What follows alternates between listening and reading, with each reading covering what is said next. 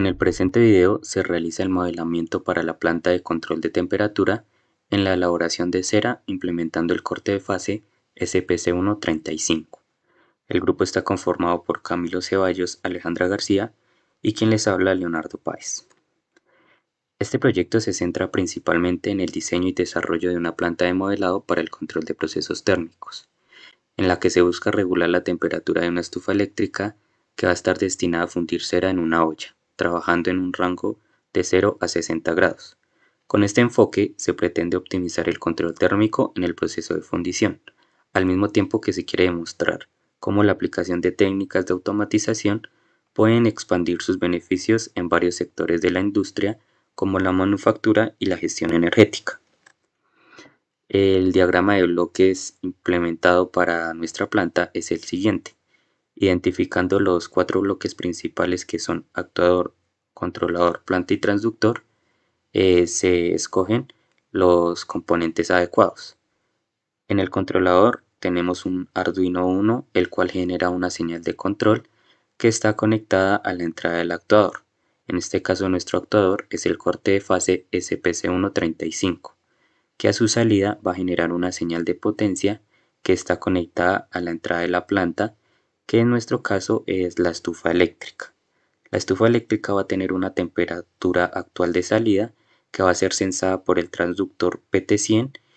y esta temperatura censada la va a comparar con el set point de referencia, generando así la señal de error que va a ser la entrada a nuestro controlador.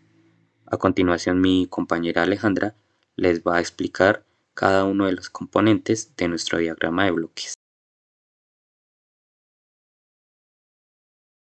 Como el diagrama general ya fue realizado, podremos visualizar los dispositivos para la elaboración de nuestra planta. Como controlador utilizaremos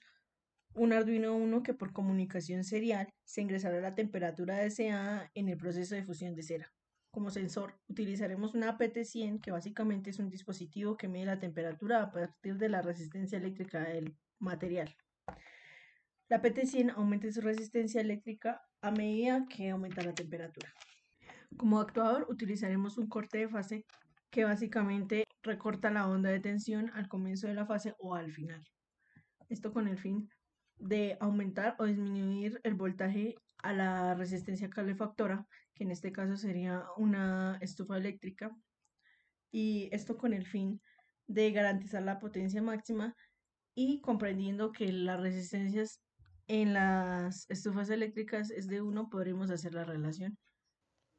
Para el modelamiento matemático, hacemos la analogía entre variables térmicas y eléctricas, dándonos que para un sistema eléctrico, la corriente es igual a la capacitancia por la derivada del voltaje con respecto al tiempo. Para un sistema térmico, el flujo de calor es igual a la capacitancia térmica por la derivada de la temperatura con respecto al tiempo. Estas variables térmicas son las que actúan dentro y fuera del recinto térmico, dándonos como resultado la ecuación diferencial que describe el comportamiento del sistema, donde Q sub I es el flujo de calor suministrado al recinto, menos Q sub 0, que es el flujo de calor a través de las paredes del recinto, igual a la capacitancia térmica por la derivada de la temperatura deseada con respecto al tiempo. Obteniendo la ecuación diferencial que describe el comportamiento del sistema, reemplazamos Q sub 0, el cual es el flujo de calor a través de las paredes, dándonos como resultado Q sub I menos factor de la temperatura deseada menos la temperatura ambiente sobre la resistencia térmica, igual a la capacitancia térmica por la derivada de la temperatura deseada con respecto al tiempo. Multiplicando a ambos lados de la ecuación por R sub T, que es la resistencia térmica, y asumiendo que T sub T es igual a la resistencia térmica por la capacitancia térmica, nos da como resultado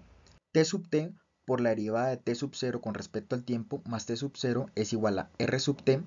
por Q sub I más T sub A, donde asumimos que RT sub TE es igual a la resistencia térmica por el flujo de calor suministrado más la temperatura ambiente, todo esto factor de 1 sobre el flujo de calor suministrado,